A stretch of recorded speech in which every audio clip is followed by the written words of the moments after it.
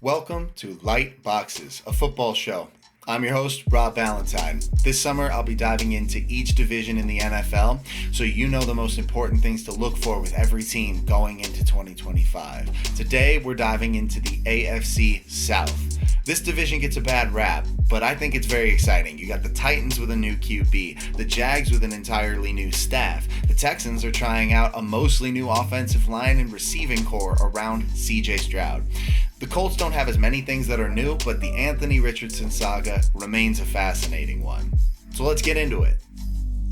Looking at the betting markets, odds makers give the Texans the edge to win the division, but those are still plus odds. Plenty of divisions out there have a leader in the clubhouse with minus odds to win the division, and the Texans aren't even an absolute lock to make the playoffs at that number. The betting markets show that the Jags have a slightly better edge than the Colts, but that's probably more to do with the excitement around the new look Jags and the skepticism of Anthony Richardson. Those are pretty similar teams. No faith in the Titans yet, but they will not be the same dumpster fire that they were in 2024. The AFC South has games against the AFC West this year, which is a much improved division, so that's a pretty difficult slate. But they also draw the NFC West, which is much more in flux. All four of those teams have high ceilings, but moderately low floors, so those games don't feel like the same gauntlet to me that the AFC West represents. I'll touch on each team's unique opponents later when I get into the breakdown of each of these four teams. And let's start it off with the Tennessee Titans. The Titans owner, Amy Adams Strunk, has a habit of erratic, emotionally charged firings that cause misalignment in the timelines of her front office and coaching staff. Towards the end of the 2022 season, she fired GM John Robinson and brought in new GM Ran Carthon while retaining Mike Vrabel as head coach. The very next offseason, she relieved Vrabel of coaching duties and brought in Brian Callahan. She not only retained Carthon, but they promoted him to executive VP of football operations. But then a year later, she lets Carthon go and recruits Mike Borgonzi from the Chiefs to be the new GM while keeping Coach Callahan. Would it have been better to let Callahan go at the same time as Carthon after a 3-14 season so that an entire new regime could start from scratch together? Maybe. But the offensive-minded Callahan didn't have a fair chance to show his stuff with Will Levis and Mason Rudolph under center behind a rebuilding offensive line. So I think it's fair to give him one more shot. The Titans, holding the number one pick in the draft, did their due diligence on University of Miami quarterback Cam Ward and decided that he was worth the selection early on. So they focused their free agency efforts on laying the foundation for Ward's arrival. On its face, signing left tackle Dan Moore away from the Steelers for 4 years and $82 million does seem rich. But I do condone the move for a few reasons. One, Pittsburgh is a team that has trouble properly developing offensive linemen of late, whereas Tennessee employs Bill Callahan, father of head coach Brian Callahan, who is one of the best offensive line coaches in the league. Maybe there's a little more juice left to be squeezed in Dan Moore. Two, $20 million a year is a going rate for a solid left tackle in his mid-20s, so there's a degree to which the market dictated this move. But if Cam Ward hits, you'll be paying rookie contract money for your starting quarterback, which can offset the Moore contract a good amount. And three, most importantly, it shifts J.C. Latham, last year's 7th overall pick, back to his natural home at right tackle. So the Moore signing could unlock extra value at the other position too. After grabbing Moore, the Titans signed 35-year-old stud veteran right guard Kevin Zeitler to a 1-year deal. This is the perfect kind of leadership presence this line needs in the short term to protect the rookie QB. The Titans had my favorite draft by far in the AFC South, and they narrowly have my top-ranked draft class in the entire league. It obviously starts with Ward. He's not the generational number one overall quarterback prospect of years past, but the physical traits are there, and he has a steely mindset and an ability to get better year after year after year. He started at small school Incarnate Word, elevated his game through his time there, took that game to Washington State, elevated it again at Washington State, which was good enough to get him to University of Miami. He elevated his game there and was a number one pick. This is the type of trajectory and the type of person that was worth it for the Titans to bet on. Then the team traded down from 35 to 52 in round 2 and reclaimed a third-round pick it had lost the year prior when it traded for cornerback L'Jarius Sneed. The Titans used the second and third-round picks on defense and got great value with 2 upside 21-year-old prospects. UCLA edge Oluwafemi Oladejo, a high-character leader who is new to his position after playing off-ball linebacker until his final college season, and Penn State safety Kevin Winston Jr., who drips athleticism and whom I had ranked higher than Nick Emanwari, a player of the same archetype who went much earlier. At number 35 to be exact, the pick the Titans traded away to Seattle in the first place. Now Winston fell due to some injury risk, but the Titans basically paid the same price for Oladejo and Winston that Seattle paid for Emanwari. Day 3 of the draft is where it gets really good. The Titans scooped up value all over the place to build around Ward. Aside from wide receiver Calvin Ridley, the team was devoid of viable pass catchers, especially after letting Nick Westbrook-Ikhine, the team's de facto number 2 receiver, walk in free agency. With their 4th round draft selections, the team brought in tons of pass catching options to see what will stick, to see who will grow with Ward the best. My favorite pick is Stanford wide receiver Eligio Manor, my 29th ranked player overall, at the 136th pick. I think Io Manor is a beast at the catch point. He's unfazed by tacklers to pick up hard yards, and he has the ability to develop into a Keenan Allen level route runner someday. I know that's high praise, but I see that as a possible outcome. That skill set perfectly complements Calvin Ridley.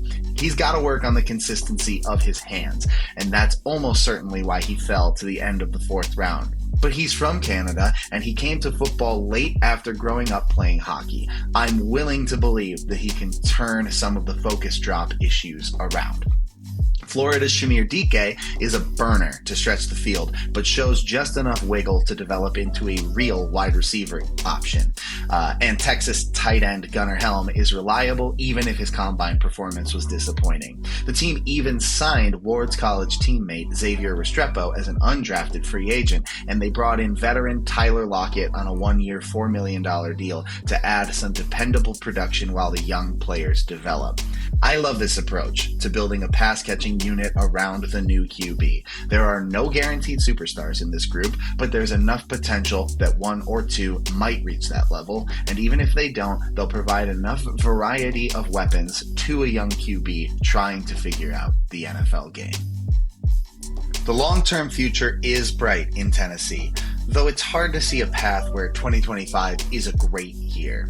Part of why Cam Ward isn't a perfect prospect is because he likes to play hero ball too often, and because he drifts around in the pocket in a way that hampers his ability to be consistently accurate with the ball. It will take time for him to clean these things up, and I see the Titans losing some close games while he takes his lumps. Also, the back 7 of this defense is among the shakiest in the league. To be an even decent unit, it relies on L'Jarius Sneed returning to how he looked back in his Kansas City days. But he didn't play well in the first 5 games of 2024 before missing the rest of the year with a quad injury that required surgery this offseason. It also relies on rookie Kevin Winston Jr. coming along quickly, and it relies on the team finding a second linebacker next to Cody Barton. The defensive line could be pretty good, built around the fearsome interior duo of Jeffrey Simmons and T'Vondre Sweat, but it's still not a great enough unit to carry the iffy back 7.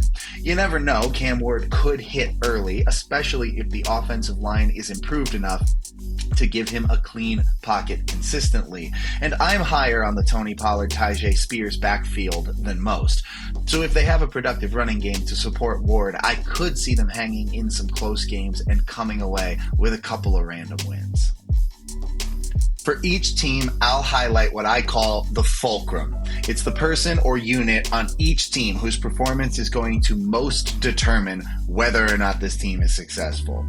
For the Titans, it's gotta be head coach Brian Callahan. Like I said earlier, he couldn't properly show whether or not he's a good coach and a good offensive designer with Will Levis and Mason Rudolph throwing passes. but he also demonstrated enough volatility in his communication style and his emotional state that give me pause on whether or not he can really lead this team into the promised land. He also wasn't the primary architect of Cincinnati's excellent offense when he was the offensive coordinator under Zach Taylor from 2019 to 2023. So there isn't a track record of him being a top-of-the-league play caller in his previous stop. Whether or not Brian Callahan can create a sound infrastructure for Cam Ward's development and keep the team stable through the ups and downs will determine Tennessee's outlook by the end of 2025. With a win total line of 5.5, I would slightly lean towards taking the over. I believe in Cam Ward enough to pull out a couple close games, even if he loses some close games while he's adjusting to the NFL. The Titans also get the privilege of playing the Browns and the Saints, and they probably can hang with any of the teams in their division, to be honest.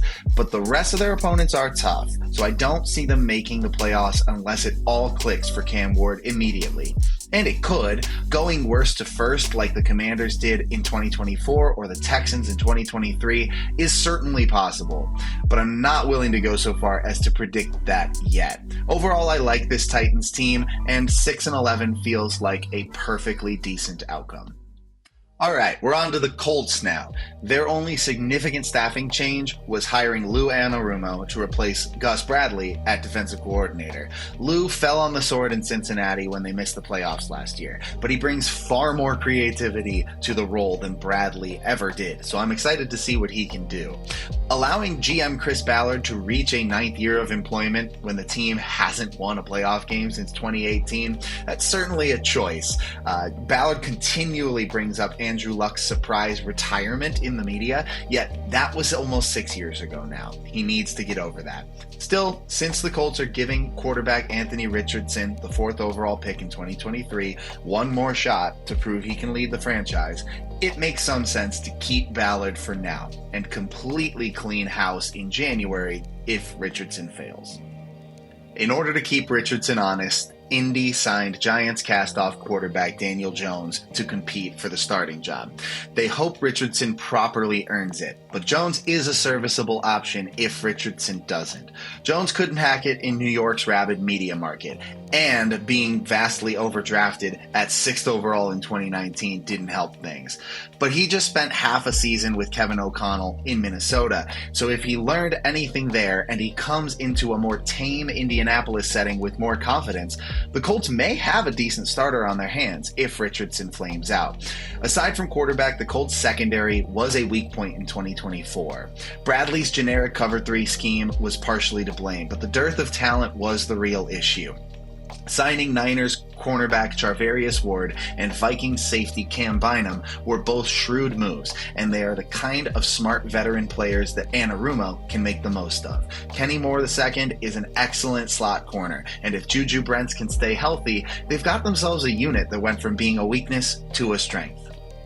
The Colts had my 3rd favorite draft in the AFC South, and my 15th ranked draft class in the league, pretty much right down the middle. For the most part, their haul was middle of the road, and it all depends on whether or not Tyler Warren becomes the elite weapon some people expect.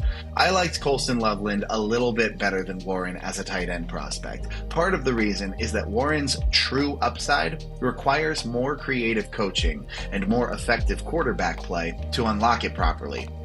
I think Shane Steichen can do it.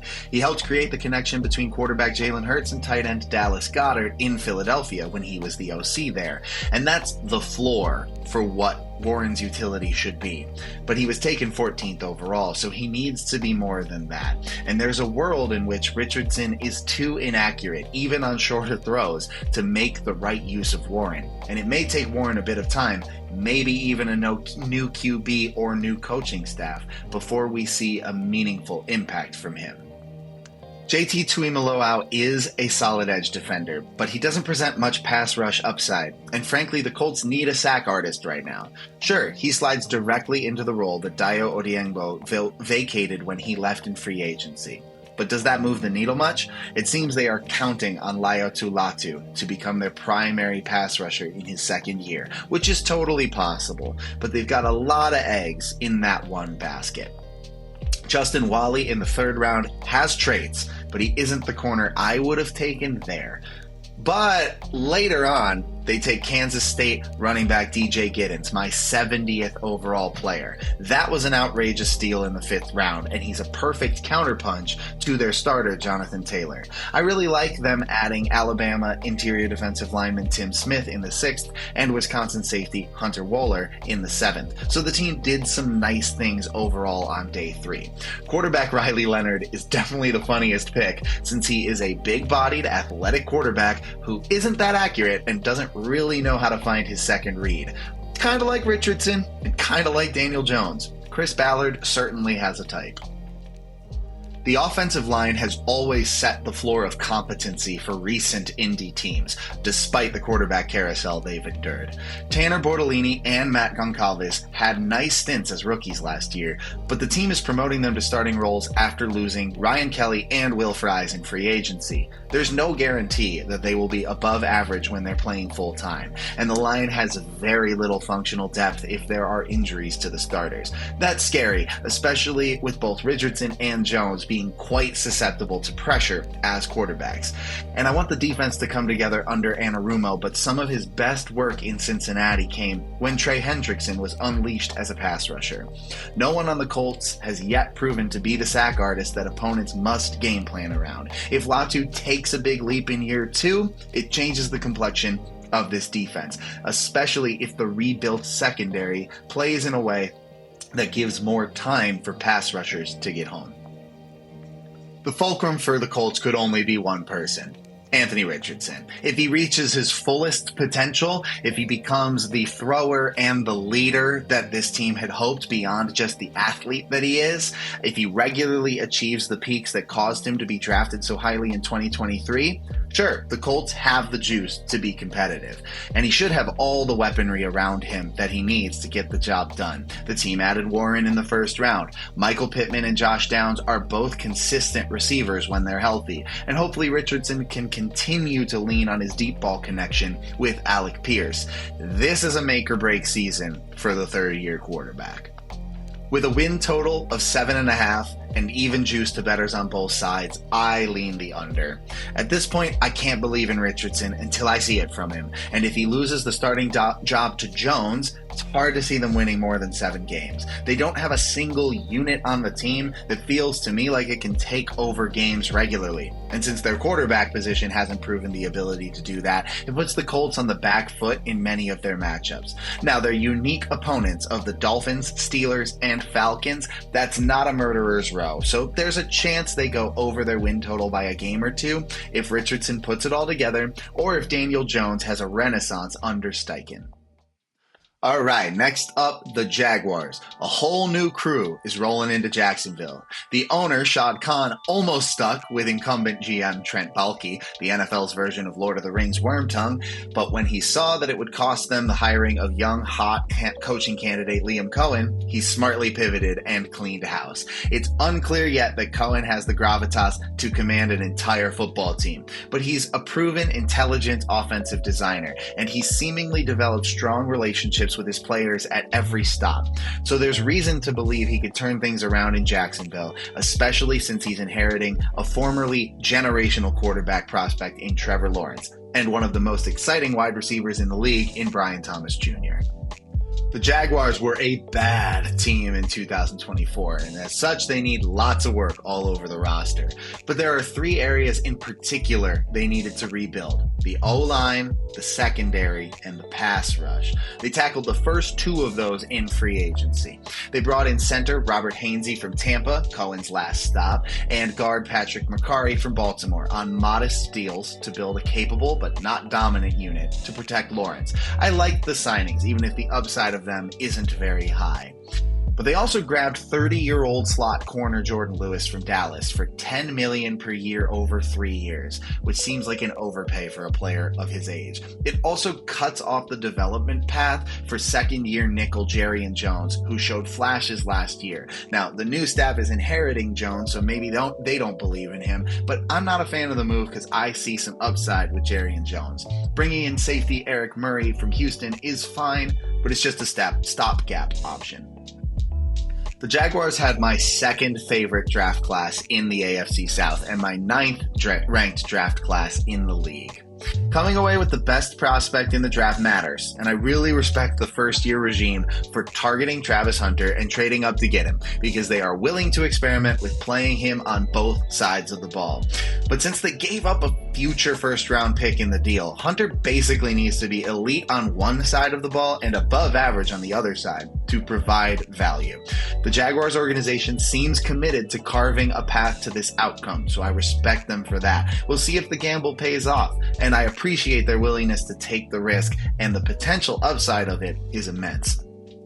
But with their next pick, they address slot corner again with Caleb Ransaw out of Tulane. Not a bad player, and the slot corner position is certainly gaining importance year after year, but this is too much resource dedication to the position.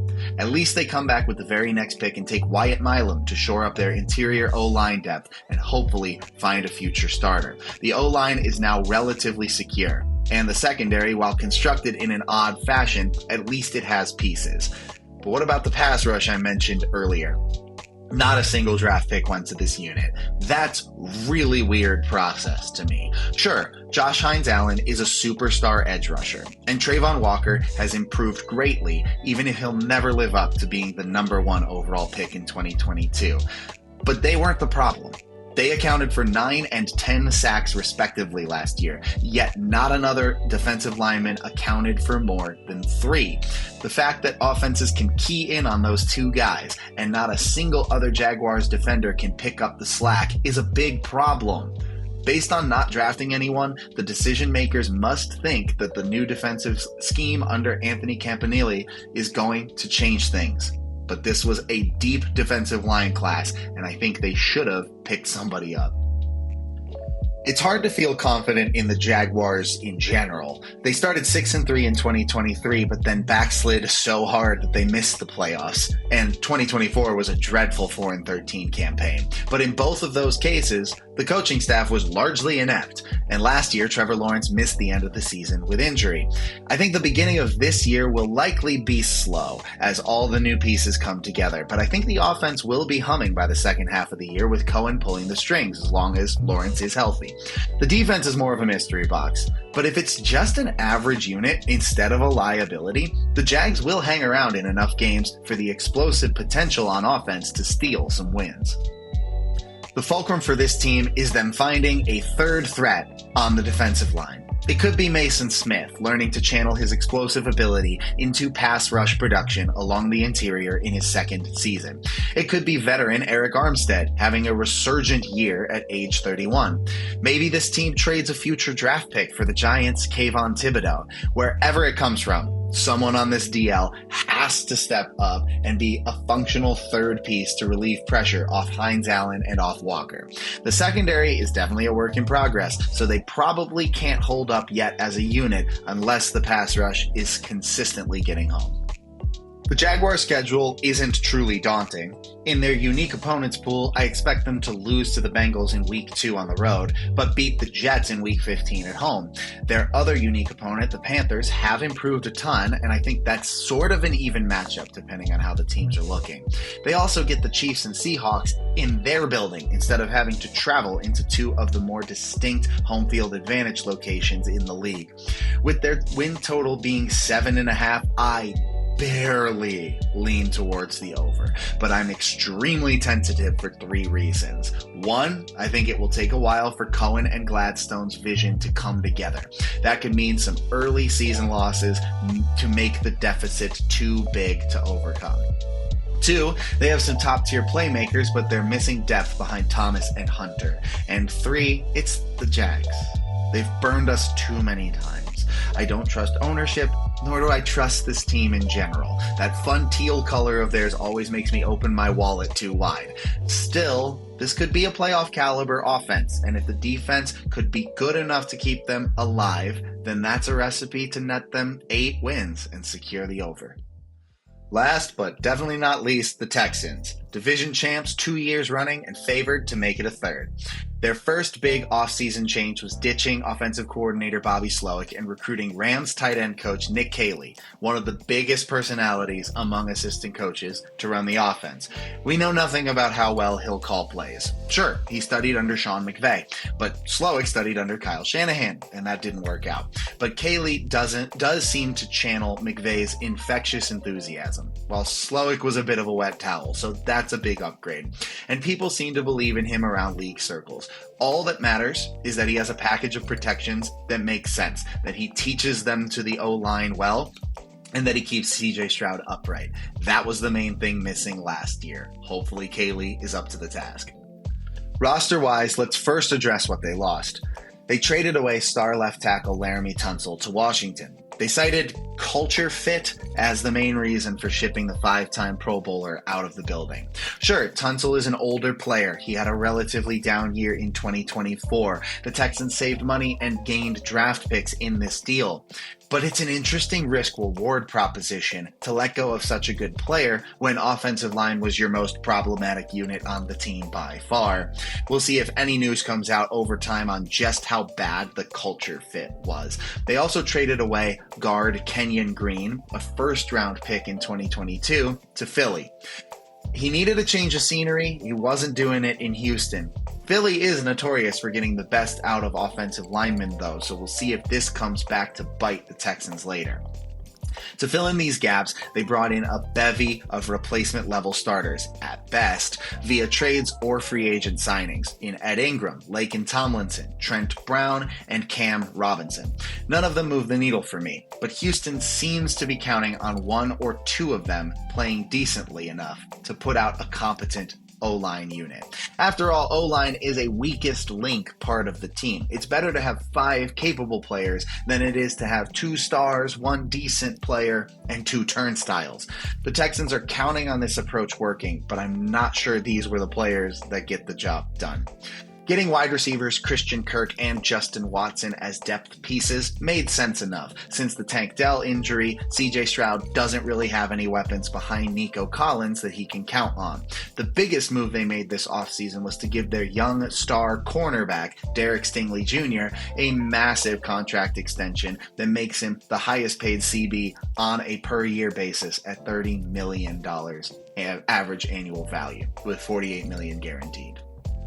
The Texans had my least favorite draft in the AFC South, and my 23rd ranked draft class in the league. Trading out of 25 down to 34 with the Giants and getting 2 additional third-round picks in the process was good business. And I like that they took both Iowa State receivers in Jaden Higgins and Jalen Knoll with picks 34 and 79. Their skill sets complemented one another in college, and they should continue to do so on the Texans. They can grow with Stroud and form a nice platoon behind the star in Collins. And now the Texans shouldn't feel the need to rush Tank Dell back. Arronte Ursary was a good pick where they got him. He's a high-variance tackle prospect who fits right into their approach of having lots of offensive linemen and letting them all duke it out. But they missed a ton of value the rest of the way, in my opinion. Some of it is that I just don't love the players they picked and how they went about it. Jalen Smith doesn't have a quick first step, and he has shorter arms. That's a bad combination for a cornerback, and using a third-round pick on that build feels wasteful to me. Woody Marks is a one-trick pony as a running back. He's just a receiving back to me. When he's asked to execute traditional runs, he'll just barrel into his blockers. He could totally work as the change of pace back to Joe Mixon, but the Texans traded up in the 4th round to go get him, giving up a 3rd round pick in 2026. That's bad process to me for a player that's not going to play that many snaps. Jalen Reed has the combo of athleticism and head-hunting mindset that D'Amico Ryans covets, and that makes him a decent enough project, but that's all he is at this point, a project. And for me, interior defensive line was one of the biggest needs on the defense, and they didn't take one until the 7th round. I don't mind Keontae Hamilton for where he was taken, but if they'd grabbed CJ West or Jordan Farmer at 97 instead of Smith, or JJ Pegues or Jordan Phillips instead of Marks, then came back around on cornerback or running back later, I really might have loved their draft. I think in a way, we saw rock bottom for this Texans group last year, and that still resulted in winning the division and hosting a playoff game. Now, if this O-line isn't able to gel, that could easily be repeated. CJ Stroud looked like a completely different quarterback against pressure last year. Since he faced so much of it, who wouldn't? If the OL can't hold up and Stroud keeps dirting throws, they may not reach the 10-7 record they did last year, especially because the teams in their own division are improved and they don't have an obvious walkover opponent this year like they had the 2024 Patriots.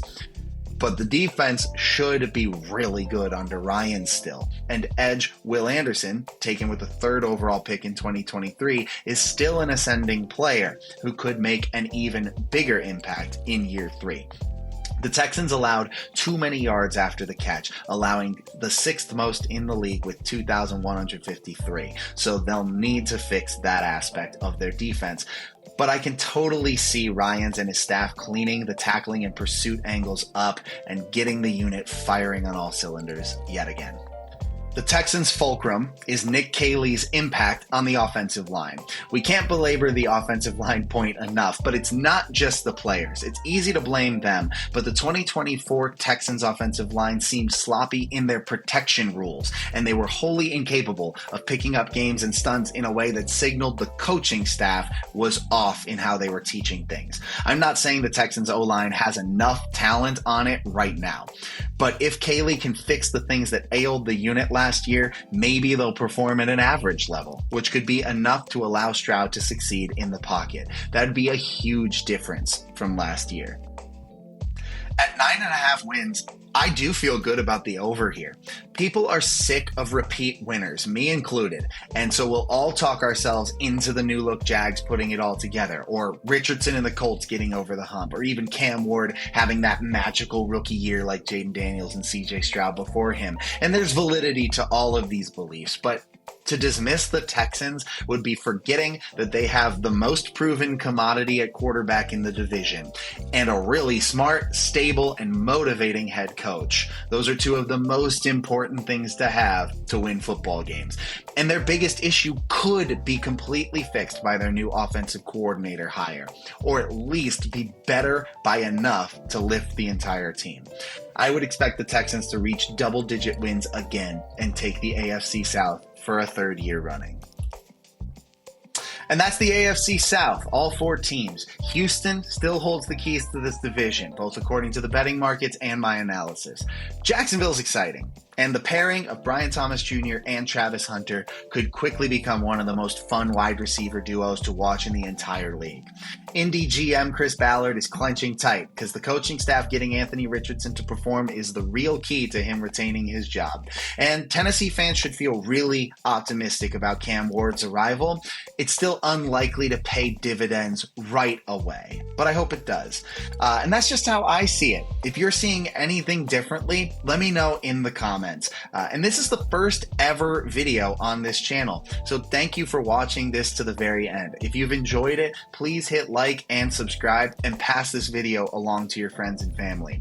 I'll be covering the other 7 divisions in the same way this summer, so I hope you'll join me when those videos drop. Again, I'm Rob Ballantine. This was Light Boxes, and thanks for being here. I'll see you soon.